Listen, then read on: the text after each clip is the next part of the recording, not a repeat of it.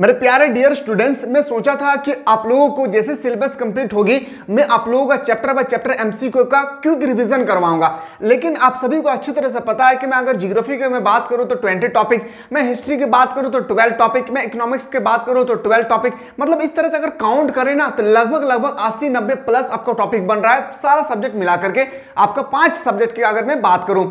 लेकिन इन समय में, इतना कम समय में सभी सब्जेक्ट का सभी चैप्टर को रिवीजन करना पॉसिबल नहीं है। फाइनली मैं आज आपके सामने लेकर आया हूं ना सारा सब्जेक्ट का निचोड़ करके, जिस तरह से नींबू से रस निकाला जाता है ना, इसी तरह से मैं पूरा बुक से रिलेटेड, मैं आज जैसे हिस्ट्री बता रहा हूं इसी तरह से हमारी टीम अभी लगी हुई है, बहुत मेहनत कर रहे हैं। आप लोगों का पूरा बुक से रिलेटेड किस प्रकार से ऑब्जेक्टिव क्वेश्चन पूछेगी, सारा क्वेश्चन आप लोगों को सेट बाय सेट आप लोगों को प्रोवाइड करने की कोशिश किए जा रहे हैं। जहां पे आप लोगों को मैं हिस्ट्री का अगर मैं बात करूं मेनली, तो हिस्ट्री में आप लोगों का 300 क्वेश्चन बताया जाएगा।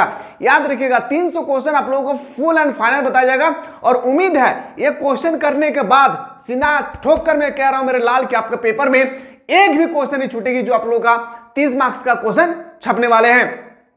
आप सोचेंगे सर इतना चैलेंज के साथ क्यों बोल रहे हैं, क्योंकि ये जो क्वेश्चन तैयार किए गए ना बहुत ही मेहनत के साथ तैयार किए गए, और यहां पे वो क्वेश्चन प्रोवाइड किए गए जो बार बार क्वेश्चन जो है जैकबोर्ड रिपीटेड कर चुके हैं, या किस प्रकार से क्वेश्चन छपेगी, कौन सा क्वेश्चन सिलेक्टेड क्वेश्चन है, सारा चीज को मिला करके ये सेट को आप लोगों को प्रोवाइड किए गए हैं। जहां पे आप लोगों को हर एक क्लास में आप लोगों को 50-50 क्वेश्चन बताया जाएगा, जिसमें से मैं आज आपके सामने लेकर आया हूं सेट नंबर 1।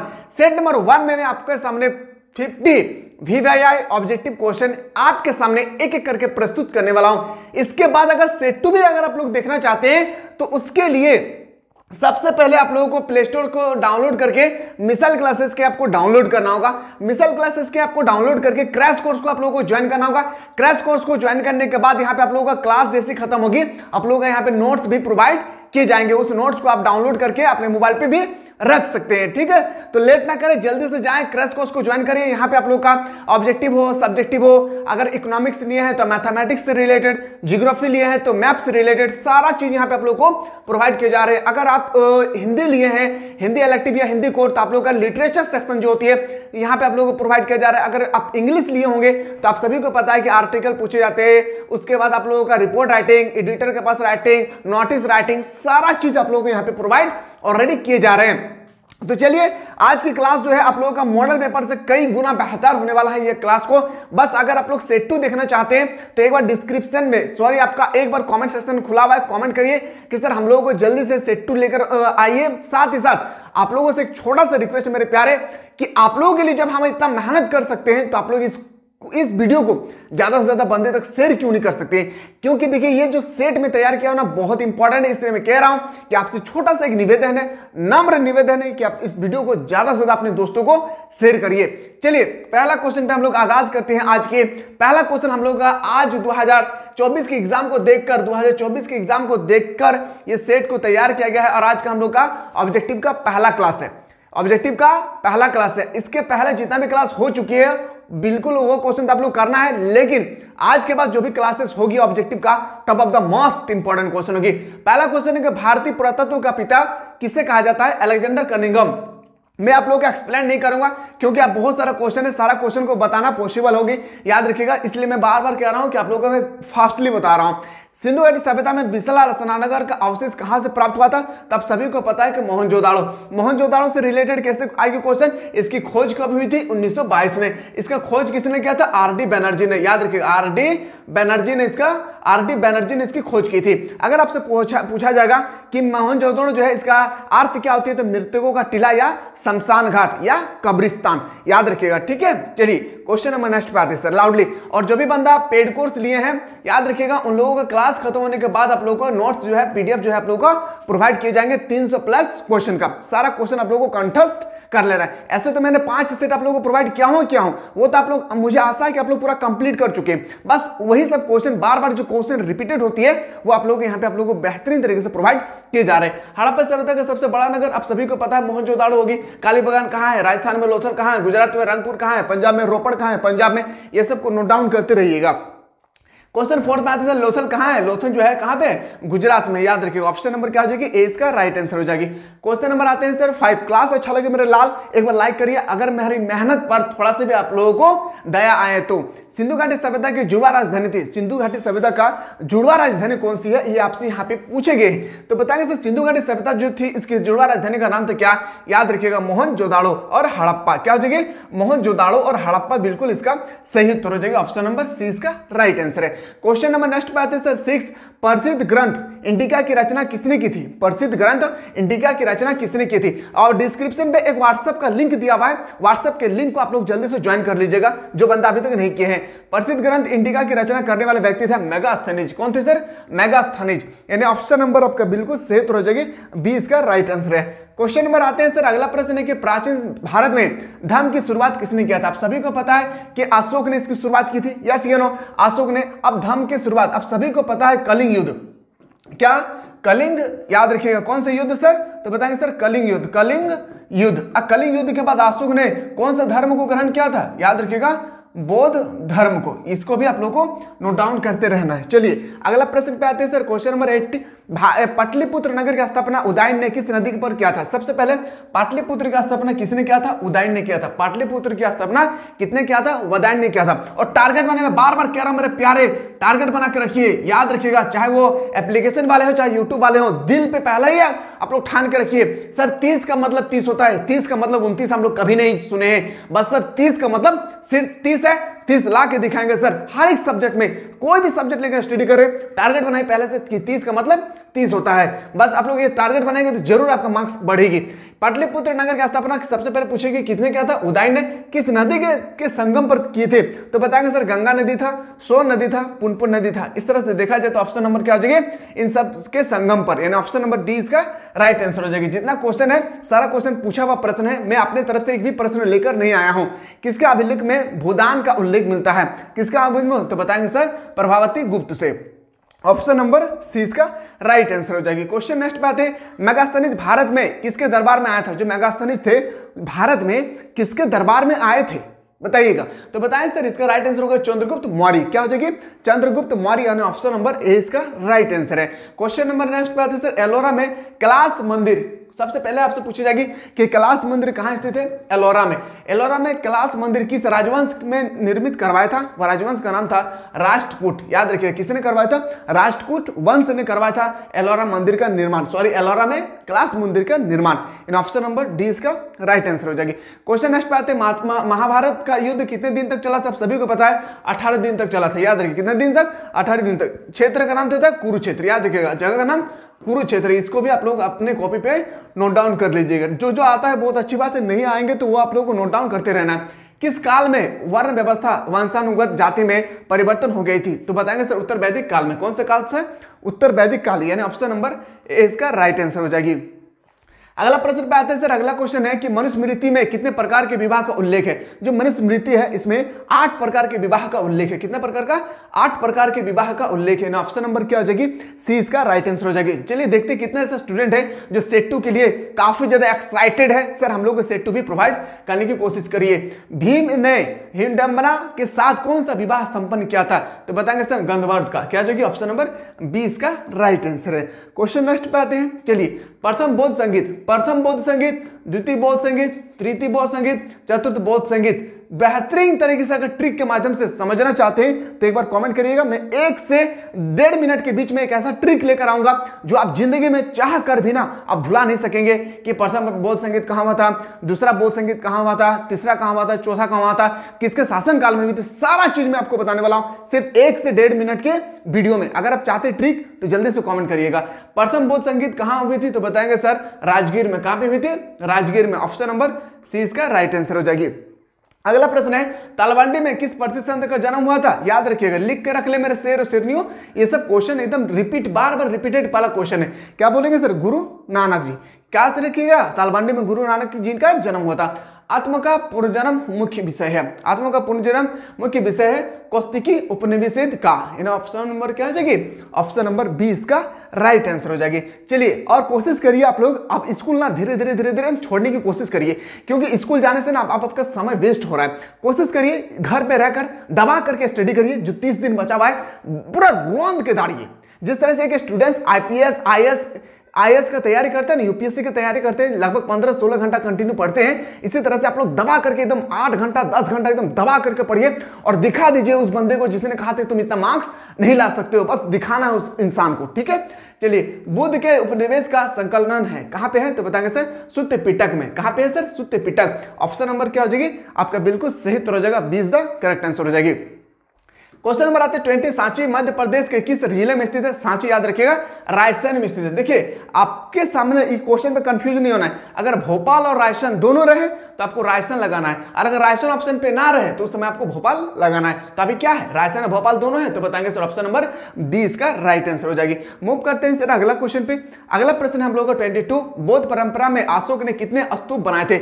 बौद्ध परंपरा में अशोक ने 84,000 स्तूप बनाए थे। कितने, 84,000। ऑप्शन नंबर डी इसका राइट आंसर हो जाएगी। अगला प्रश्न पे आते हैं सर। अगला क्वेश्चन है कि तहकीक ए हिंद किसकी यात्रा वृतांत है। तहकीक ए हिंद किसकी यात्रा का वृतांत दिए गए हैं, तो अल बिरूनी का, किसका, अल बिरूनी। ऑप्शन नंबर ए इसका राइट आंसर हो जाएगी। क्वेश्चन नेक्स्ट पे आते हैं सर। अगला प्रश्न है 24, गुप्त काल में कौन चीनी यात्री भारत आया था। आपको बताने कि गुप्त काल में एक चीनी यात्री थे जो भारत आए थे, वो कौन थे, तो बताएंगे सर वो था हम लोग का फाहियान। कौन था सर, फाहियान। हैंसंग हर्षवर्धन, हर्ष याद रखिएगा, हर्षवर्धन के शासनकाल में आया था, याद रखिए कौन, फाहियान, सॉरी हैंसंग किसके शासनकाल में आया था, हर्षवर्धन के शासनकाल में। ये सब को भी अपने कॉपी पे नोट डाउन करते रहना है। फ्रांसवा बर्नियर जिस देश से भारत आया था उस देश का नाम था, तो आपसे पूछेगा उस देश का नाम था क्या, फ्रांस। याद रखिएगा यहाँ पे फ लिखा हुआ है तो फ का फ सही हम लोग मिलान करेंगे, तो बताएंगे सर ट्रिक एक बन गया है। कभी भी फ्रांसवा बर्नियर के बारे में अगर आपसे पूछा जाए किस देश का है तो याद रखिएगा फ्रांस इसका सही उत्तर हो जाएगी। नोट डाउन करते रहिएगा। बाकी जो हमारे एप्लीकेशन के माध्यम से पढ़ रहे हैं आप लोग, क्लास एंड होने के बाद ही आप लोग को पीडीएफ प्रोवाइड किए जाएंगे। भारत की डाक व्यवस्था का वर्णन अपनी यात्रा वृतांत में कौन किया था, तो बताएंगे सर डाक व्यवस्था इब्न बतूता ने किया था। याद रखिएगा डाक व्यवस्था एक पैदल था, एक सेना व्यवस्था था। ये भी मैंने आप लोगों को बेहतरीन तरीके से सब्जेक्टिव का क्लास में आप लोगों को एक्सप्लेन करवाया था, ठीक है। चलिए क्वेश्चन नंबर नेक्स्ट बात है, कैप्टन हॉकिंस किस मुगल शासक के दरबार में आया था। जो कैप्टन हॉकिंस है वो किस मुगल शासक के दरबार में आए थे। आपके सामने 4 विकल्प दिए गए हैं, अकबर, जहांगीर, औरंगजेब, शाहजहां। तो बताएंगे सर इसका जो राइट आंसर हो जाएगी ना, जो बहुत ही इंपॉर्टेंट ये क्वेश्चन, ऑप्शन नंबर 20 का राइट आंसर हो जाएगी। कैप्टन हॉकिंस जो है जहांगीर के मुगल शासक के दरबार में आए थे भारत। क्वेश्चन नेक्स्ट पे आते हैं सर। अगला प्रश्न है 28, गुरु नानक का संबंध किस धर्म से है। जो गुरु नानक इसका धर्म सिख धर्म से। याद रखिएगा सिख धर्म से कौन संबंधित है, Guru Nanak ji. Option number A इसका राइट आंसर हो जाएगी। इसी तरह से अगर आप लोग कोई भी और अदर सब्जेक्ट के बारे में, जैसे आप पॉलिटिकल लिए होंगे, जियोग्राफी लिए होंगे, इकोनॉमिक्स लिए होंगे, या सोशियोलॉजी या समाज शास्त्र के अलावा कोई भी सब्जेक्ट हो आपका, एनी सब्जेक्ट, अगर आप लोग चाहते हैं सर इसी तरह से हम लोग को top of the most important question करवाइए तो इसके लिए भी आप लोग कमेंट करिए। देखिए मैं जब रात को फ्री हो जाता हूं ना, उस समय सभी का सभी स्टूडेंट का मैं कमेंट्स पढ़ता हूं, उससे हमें अंदाजा लगता है कि स्टूडेंट्स जो कमेंट करते हैं उन लोगों को समझ में आता है या नहीं, या स्टूडेंट को और कितना इंपॉर्टेंट क्वेश्चन की रिक्वायरमेंट होती है। सारा चीज मैं आप लोगों को रात में जब रात 2 से 3 बजे में मैं फ्री हो जाता हूं, उस समय पूरा बेहतरीन तरीके से देखता हूं आप लोगों का जो भी आप लोग कमेंट सेक्शन कमेंट करते होंगे, और आप लोग मैं रिप्लाई भी देता हूँ। जो स्टूडेंट्स कमेंट्स करते हैं, कुछ भी पूछते हैं, तो मैं उनको रिप्लाई भी प्रोवाइड करता हूँ, ठीक है। देखिए इस तरह से ना हम आपसे, आप और हमसे एक कनेक्टिविटी होगी। आप जो क्वेश्चन पूछेंगे व्हाट्सएप के माध्यम से हो या आप यूट्यूब के माध्यम से हो, मैं अगर आपको आंसर बता दूं, आंसर का मतलब कोई भी क्वेश्चन की, जैसे बहुत सारे स्टूडेंट कह रहे हैं सर कि हमारे पेपर में जो ऑब्जेक्टिव क्वेश्चन आएगी क्या उसमें ऑप्शन होगी या नहीं। अगर ऑप्शन होगी तो क्या सर एग्जाम में सिर्फ ऑप्शन लिखना होगा। मैंने वहां पे भी उन लोगों का आंसर बताया कि कभी भी क्वेश्चन आए, जैसे आपके पेपर में ये क्वेश्चन आया सलीम चिश्ती की दरगाह कहाँ स्थित है, मान लेते क्वेश्चन नंबर आपका है, तो आपको पेपर में सबसे पहले यहाँ पे आपको लिखना है 29 नंबर। लिखने के बाद जो भी आंसर होगी, जैसे मान लेते हैं ऑप्शन नंबर ए इसका राइट आंसर होगी आगरा, तो ऑप्शन नंबर ए लिखना है। ए लिखने के बाद आपको लिख देना है यहाँ पे आगरा। याद रखिए क्या लिखना है, आगरा। इस तरह से आपको लिखना होगा, सिर्फ ऑप्शन नहीं लिखना है, आगरा ऑप्शन के साथ जो भी आपका ऑप्शन के साथ जो भी शब्द होगी, जो भी सेंटेंस होगा, उसको आपको पूरा बेहतर तरीके से लिखना होगा, ठीक है। फिर मान लिया कि चलिए 30 नंबर का कोई और क्वेश्चन होगा, तो 30 नंबर में मान लेते हैं कि हम डी ऑप्शन होगी, और इसके अलावा मान लेते हैं इसको मान लेते हैं आपका बादाम मान लेते हैं इसका आंसर होगा। तो इस तरह से आपको लिखना होगा, ठीक है। चलिए आशा करते हैं कि आप लोग अच्छी तरह से अभी भी जो 30 दिन बचा हुआ है, अगर इसमें अच्छी तरह से ऑनेस्टी के साथ तैयारी करते हैं, उम्मीद है कि अच्छा खासा मार्क्स आ जाएगा आप लोगों का। अंडाल का सही परिचय है, अंडाल का सही परिचय वह अलवार स्त्रियां थी। याद रखिए क्या हो जाएगी, अलवार स्त्रियां थी। ऑप्शन नंबर ए इसका राइट आंसर हो जाएगी। मूव करते हैं सर 32 पे, काशी में किस प्रसिद्ध संत का जन्म हुआ था? काशी में याद रखिएगा किसका जन्म हुआ था? मीरा, कबीर या आपसे गुरु नानक या बालाभाचार्य। तो चलते देखते हैं कितना ऐसे स्टूडेंट्स है जो 32 का आंसर आप लोग कमेंट सेक्शन में बताते हैं कि सर काशी में किस प्रसिद्ध संत का जन्म हुआ था। आपके सामने 4 ऑप्शन दिए गए, देखते हैं कितना स्टूडेंट इसका राइट आंसर बताते हैं। चलिए अगला प्रश्न पे आते हैं सर। क्वेश्चन नंबर नेक्स्ट है हम लोग का, सुल्तान उल हिंद किसने कहा, किसे कहा गया? तो सुल्तान उल हिंद कहा गया ख्वाजा मोइनुद्दीन चिश्ती को। किसको कहा गया था? ख्वाजा मोइनुद्दीन चिश्ती, यानी ऑप्शन नंबर ए इसका राइट आंसर हो जाएगी। क्वेश्चन नेक्स्ट पे आते हैं सर, फतेहपुर सीकरी को राजधानी किसने बनाया था? फतेहपुर सीकरी को राजधानी बनाने वाला व्यक्ति था कौन? मेरे प्यारे प्यारे अकबर। याद रखिएगा अकबर का वित्त मंत्री कौन था? टोडरमल। याद ही रखना, क्योंकि क्वेश्चन कहीं से भी अगर रिपीट करें या रोटेट करें तो डरना नहीं है, घबराना नहीं है।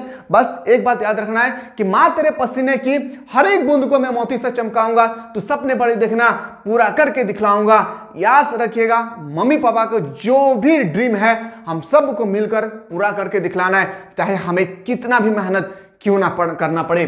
चलिए सर, गोपुरम का अर्थ क्या है? ये क्वेश्चन आपके ऑब्जेक्टिव में भी पूछेगी और वेरी शॉर्ट क्वेश्चन में भी पूछेगी। गोपुरम का अर्थ अगर आपसे पूछा जाएगा वेरी शॉर्ट क्वेश्चन में, तो ये मंदिरों का प्रवेश द्वार होता है। याद रखिए क्या हो जाएगी? मंदिरों का प्रवेश द्वार। ऑप्शन नंबर डी इसका राइट आंसर हो जाएगी। चलिए क्वेश्चन नंबर 36 पे आते हैं। विजयनगर शासक के जो उड़ीसा के समकालीन राजवंश के शासक थे उनका नाम क्या था? गजपति। क्या नाम था? एक था राजपति, एक था गजपति। राजपति कौन था? अशोपति कौन था? राजपति कौन था? अशोपति कौन था? गजपति कौन था? मैं बेहतरीन तरीके से आप लोगों को सिलेबस के माध्यम से कवर करवा चुका हूं, जो एप्लीकेशन वाले बंदे होंगे आप लोग। चलिए, क्योंकि ये सबसे क्वेश्चन आता है, जो अशोपति थे ना उससे क्वेश्चन आएगा आपका फाइनल एग्जाम में। विजयनगर साम्राज्य की अंतिम राजधानी जो तिरुपति के समीप थी उनका नाम क्या था? तो बताएंगे सर चंद्रगिरी। क्या नाम था? चंद्रगिरी। ऑप्शन नंबर ए इसका राइट आंसर हो जाएगी। मूव कर रहे सर अगला प्रश्न पे। तोहनी हमारे बतवा बुझल पा रहे थे, तोहनी का अगर क्लास बेस लागू हो ना, तो तोहनी अपन दादा के दीदी के तोहनी शेयर कर भी, ताकि वो लोग भी पढ़ लिख कर अच्छा काम जो हाँ हासिल कर सके। किस विदेशी यात्री ने अपनी यात्रा वृतांत 3 समुद्र पार की यात्रा लिखकर भारत रूस मैत्री का आधार तैयार किया था? याद रखें निकेतन, फसनासी निकेतन। ऑप्शन नंबर क्या हो जाएगी? 20 का राइट आंसर है। चलिए देखते हैं अगला क्वेश्चन कि महानवी के डिब्बे को किस विदेशी यात्री ने विजय का भवन की संज्ञा दी थी? याद रखिएगा पेज ने दिया था। किसने? पेज ने। बस याद रखना यहाँ पे क्या पे लिखा हुआ है? तो डिब्बे। क्या लिखा है? डिब्बे। तो डॉ से आपका आंसर भी होगा। ठीक है। चलिए सर अगला क्वेश्चन पे आता है हमारा। अगला क्वेश्चन का अमुक्तलवाद किसने लिखी है? किसने लिखा था? कृष्णदेव राय। विजयनगर साम्राज्य का सबसे शक्तिशाली राजा कौन थे? कृष्णदेव राय। विजयनगर साम्राज्य का स्थापना 2 भाई ने किया था, हरिहर बुक्काराय। कब किया था? 1336 में। कौन सा नदी था? तुंगभद्रा नदी के किनारे। नोट डाउन करते रहिएगा ये सब, क्योंकि क्वेश्चन कहीं से भी पूछे बस आप लोगों को छोड़ कर आना नहीं है बाबू। टारगेट बना लीजिए अभी से कि जितना भी मेहनत करना पड़े कोई बात नहीं है। मैं जितना मेहनत करवा रहा हूं बस दम भर के आप लोग मेहनत करिए। 30 में से 30 मार्क्स ला के दिखाना है। दीन इलाही संबंधित है। जो दीन इलाही है ये अकबर किससे संबंधित है? किससे? अकबर से संबंधित है। ऑप्शन नंबर क्या हो जाएगी आपका? बिल्कुल सही उत्तर हो जाएगी सी इसका राइट आंसर हो जाएगी। मूव करते हैं सर अगला क्वेश्चन है 43। तंबाकू का सेवन सर्वप्रथम किस मुगल सम्राट ने किया था? तंबाकू का सेवन सर्वप्रथम किस मुगल सम्राट ने किया था? तो अकबर ने किया था। किसने किया था? अकबर। ऑप्शन नंबर क्या हो जाएगी? डी इसका राइट आंसर हो जाएगा। क्वेश्चन नंबर नेक्स्ट पे आते हैं 44। आईने के अनुसार सिंचाई वाले क्षेत्र में वर्षा में कुल फसलें थी? तो बताएंगे सर 3। कितना हो जाएगी? 3। ऑप्शन नंबर 20 का राइट आंसर हो जाएगी। चलिए सर अगला प्रश्न है कि अकबरनामा एवं आयन अकबरी के अनुवादक कौन थे? अकबरनामा एवं आयन अकबरी के अनुवादक कौन थे आपसे पूछे गए हैं? तो बेवरेज, जेरेट, वालमैन। और ऑप्शन नंबर क्या हो जाएगी? ऑप्शन नंबर डी इसका राइट आंसर हो जाएगी। बहुत सारे ऐसे क्वेश्चन हैं जो आप लोग पहली बार देख रहे होंगे, तो आप लोग चौंकना नहीं आप लोगों को। ये सभी क्वेश्चन पहले जमाने में, पहले मतलब 2010, 8, 9 में पूछे गए। हो सकता है कि ये सब क्वेश्चन आपके पेपर में उठाकर पूछा जाए, क्योंकि ऑब्जेक्टिव में आप लोगों का वेटेज घट गया है। पहले 40 क्वेश्चन था, अब 30 क्वेश्चन कर दिया। याद रखिएगा एग्जाम का नियम है, जिस तरह से वेटेज घटेगी क्वेश्चन का, क्वेश्चन भी टफ होता जाएगा। एक बात याद रखिएगा, जिस तरह से क्वेश्चन का वेटेज घटेगी क्वेश्चन का लेवल जो भी है टफ होता जाएगा। तो ये सब टफ क्वेश्चन है और सारा क्वेश्चन अगर कंठस्थ कर लेते, क्या 30 में से 30 नहीं ला सकते? इजीली से आएगी, मेहनत करिए दबा करके, ठीक है। चलिए, साम्राज्यवादी इतिहासकार है, साम्राज्यवादी इतिहासकार कौन थे सर? Moral land. क्या था? Moral land. ऑप्शन नंबर 20 का राइट आंसर है। क्वेश्चन में नेक्स्ट बात है सर 48, चीतल का क्या था? चीतल क्या था? तो बताएंगे सर जो चीतल थे ना वो सिक्का था। क्या था? एक तरह का सिक्का। ऑप्शन नंबर क्या हो जाएगी? सी इसका राइट आंसर हो जाएगी। क्वेश्चन आते 49, इसके बाद देखते हैं 49 के बाद कितने ऐसे स्टूडेंट जो सेट 2 के लिए कमेंट करते हैं और एक्साइटेड है सेट 2 देखने के लिए। निम्नलिखित में से कौन मुगल बादशाह आलमगीर के नाम से जाना जाता है? आलमगीर के नाम से औरंगजेब को जानते हैं, याद रखेगा। नंगा फकीर, आलमगीर को हम लोग जानते हैं, याद रखिएगा, ठीक है। चलिए उसको औरंगजेब को। अगला प्रश्न है सर 50, लास्ट क्वेश्चन है आज का। निम्नलिखित इतिहासकारों में कौन अकबर का समकालीन थे? कौन अकबर का समकालीन थे? ये आपसे पूछे गए। बदायूनी, याद रखिए, किसने? बदायूनी इसका बिल्कुल राइट आंसर हो गए। इसी तरह से अगर आप लोग जल्दी से जाइए और कमेंट एक बार दबा करके करिए सेट 2, और साथ ही साथ अगर सब्जेक्टिव का सबसे इंपॉर्टेंट अभी देखा जाए ना तो सब्जेक्टिव, क्योंकि ऑब्जेक्टिव तो हर एक स्टूडेंट जो है बना ही लेंगे, लेकिन सब्जेक्टिव में किस तरह से क्वेश्चन पूछेगी, वेरी शॉर्ट क्वेश्चन का वेटेज कैसा होगा, शॉर्ट क्वेश्चन का वेटेज कैसी होगी और लॉन्ग क्वेश्चन का वेटेज कैसे होगा, तो बिल्कुल आप लोग टेंशन ना ले, जल्दी से जाएं प्ले स्टोर को ओपन करिए, सर्च करिए मिसाइल क्लासेस के ऐप को। डाउनलोड करने के बाद आप क्रैश कोर्स को जरूर ज्वाइन कीजिएगा। आप कितना भी बड़ा टीचर के साथ क्यों ना पढ़े हैं आप कोचिंग, क्यों ना पढ़े हैं ट्यूशन, क्यों ना अपना पूरा सिलेबस को खत्म कर डाले हैं, लेकिन कॉन्फिडेंस अगर खुद के अंदर में नहीं है अभी तक, तो जल्दी से जाएं कि कैसा क्वेश्चन आएगी, किस तरह से रोटेट करेगी क्वेश्चन, ऑब्जेक्टिव में सब्जेक्टिव में सारा आप लोगों को क्लासेस में समझाया जा रहा है। उसके बाद आप लोगों को ऑब्जेक्टिव क्वेश्चन भी बताया जा रहा है, सब्जेक्टिव क्वेश्चन भी बताया जा रहा है, मॉडल सेट भी बताया जा रहा है, सेलेक्टेड सेट भी आप लोगों को यहाँ पे बताया जाता है। साथ ही साथ जैसे क्लास हम लोग को खत्म होती है आप लोगों को नोट्स भी प्रोवाइड किए जाते हैं। तो जल्दी से जाएं कोर्स को ज्वाइन करने के लिए। आप लोग इसको डाउनलोड करने के बाद इस कोर्स को ज्वाइन करना है। ज्वाइन करने में कोई भी दिक्कत होगी ऑलरेडी नंबर दिए गए हैं, इस नंबर के माध्यम से आप लोग हमारी टीम के साथ जुड़ सकते हैं। मिलते हैं एक नया सेट 2 के साथ, देखते हैं कितना ऐसा स्टूडेंट है जो कमेंट करते हैं।